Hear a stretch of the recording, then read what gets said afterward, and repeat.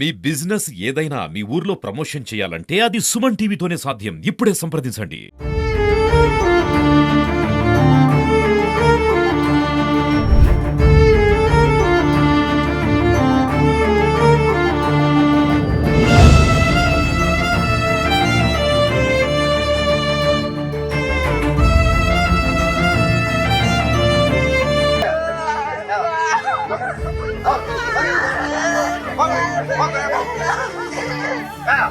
నిన్న రాత్రి 9:30, 10 గంటల ప్రాంతంలో చరణ్ డాబా దగ్గర ముసలముడికి సంబంధించిన శివకుమార్ అనే వ్యక్తిని, పలమనేరుకు సంబంధించిన షమీర్ అనే ఒక ముస్లిం సోదరుడు ఆ అబ్బాయిని తీసుకొని పోయి చరణ్ డాబా దగ్గర అతని మద్యము పూర్తిగా తాపించి అతన్ని వెనకాల తీసుకొని పోయి చంపేయడం జరిగింది.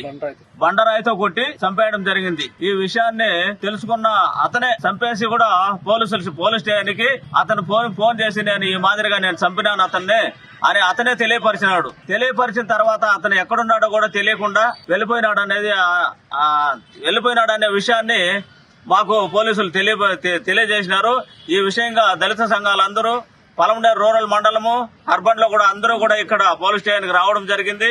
వచ్చి డిఎస్పీ గారితో, సిఐ గారితో కూడా మేము ఈ విషయాన్ని తీసుకొని పోయి కంప్లైంట్ ద్వారా తీసుకొని పోయి ఇవ్వడం వలన డిఎస్పీ గారు, సిఐ గారు స్పందించి మీకు తప్పనిసరిగా మేము న్యాయం చేస్తామని మాకు వివరణ ఇవ్వడం జరిగింది. కావున ఈ దీంట్లో ఎలాంటి కూడా సందేశం లేదు.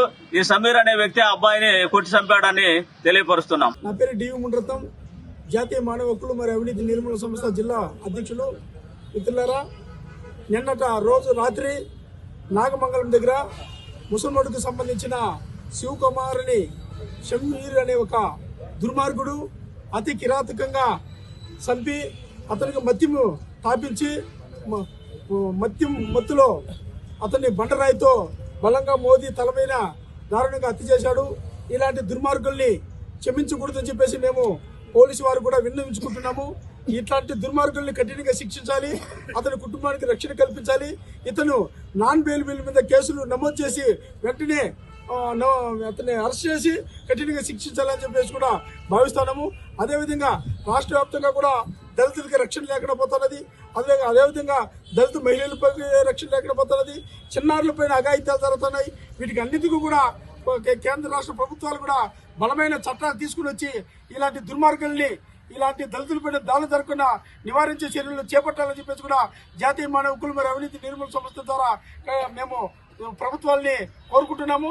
ఈ షమీర్ అనే ఒక దుర్మార్గుని అతని కిరాతకంగా శిక్షించాలని చెప్పేసి కూడా మేము భావిస్తున్నాము. ఇతని వెనకాల ఎవరు ఉన్న దుర్మార్గుల్ని వాళ్ళని వెంటనే ఇన్వెస్టిగేషన్ లో బయటపెట్టి పోలీసు వారు వాళ్ళు కూడా ఈ కేసులో ఇరికించి శిక్షించాలని చెప్పేసి కూడా మేము రాత్రి సుమారు 9 గంటల ప్రాంతంలో చార్మినార్ హోటల్ యజమాని సమీర్ అనే అతను ముసుల్ముడుగు గ్రామానికి చెందిన శివకుమార్ అనే వ్యక్తిని, అతను ఎస్సీ మాల సామాజిక వర్గానికి చెందిన వ్యక్తి, ఏదో రూపంలో మాయమాటలు చెప్పి తీసుకెళ్లి మరి హెచ్పి పెట్రోల్ బంక్ వెనక భాగాన పడేయడం జరిగింది. మరి తీరా దళిత సంఘాలకు అందరికి తెలిసి, పోలీసులకు అందరికి తెలిసి, మాకున్న సమాచారం మేరకు శివకుమార్ భార్యతో సమీర్కు అక్రమ సంబంధము ఉందని తేలింది. దాదాపు ఒక 15 రోజుల క్రితం వీళ్ళిద్దరూ కలిసి కూడా వెళ్లిపోవడం కూడా జరిగింది. అయితే శివకుమారు తనకు అడ్డుగా ఉన్నారని ఇతన్ని పూర్తిగా తొలగిస్తే నాకు అమ్మాయికి ఎలాంటి ఇబ్బందులు ఉండవనే ఉద్దేశంతో ఆయన పని చేయడం జరిగింది సమీరు. మరి సమీర్ను వెంటనే అరెస్ట్ చేయాలని చెప్పేసి దళిత సంఘాల ద్వారా మేము పోలీసు వారిని కోరుతున్నాము. పోలీసులు కూడా కలిసాం. మేము ఖచ్చితంగా మీరు ఏ డిమాండ్స్, ఏ సెక్షన్స్ పెట్టమంటారో అవన్నీ కూడా మేము ఎఫ్ఐఆర్ కాపీలో నమోదు చేస్తామని చెప్పేసి హామీ ఇవ్వడం జరిగింది. మరి అదే విధంగా సోషల్ వెల్ఫేర్ జేడీ గారికి కూడా ఉదయం 10 గంటలకే మేము ఫోన్ చేసి విషయాన్ని తెలపడం జరిగింది. మరి శివకుమార్ బిడ్డలు ఇద్దరున్నారు, ఒక ఆడబిడ్డ, మగబిడ్డ. ఒక్కొక్కరికి కోటి రూపాయలు నష్టపరిహారం చెల్లించాలని చెప్పేసి మేము విన్నవించడం జరిగింది. అదేవిధంగా వాళ్ళు చదువుకు సంబంధించి ఇద్దరిని కూడా గురుకుల పాఠశాలలో కానీ, మోడల్ స్కూల్లో కానీ, డిగ్రీ వర్క్ కానీ, పీజీ వర్క్ కానీ ప్రభుత్వమే పూర్తిగా బాధ్యత వహించి చదివించాలని చెప్పేసి మేము కోరడం జరిగింది. ఆ కుటుంబము శివకుమార్ చనిపోవడంతో పూర్తిగా ఉపాధి కోల్పోయింది కాబట్టి వాళ్ళకి 5 ఎకరాల భూమి ఇవ్వాలని చెప్పేసి మేము కోరినాము. ఖచ్చితంగా జేడీ గారు మేము కలెక్టర్ దృష్టికి తీసుకెళ్లి న్యాయం చేస్తామని చెప్పేసి హామీ ఇవ్వడం జరిగింది.